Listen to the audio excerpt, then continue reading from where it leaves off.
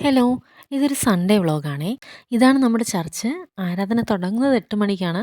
പക്ഷേ മിക്കപ്പോഴും ഞാൻ താമസിച്ചായിരിക്കും പോകാറുള്ളത്. കാരണമെന്ന് വെച്ചാൽ മക്കളെയൊക്കെ ഒരുക്കി വരുമ്പോൾ ഇച്ചിരി താമസിക്കാറുണ്ട്.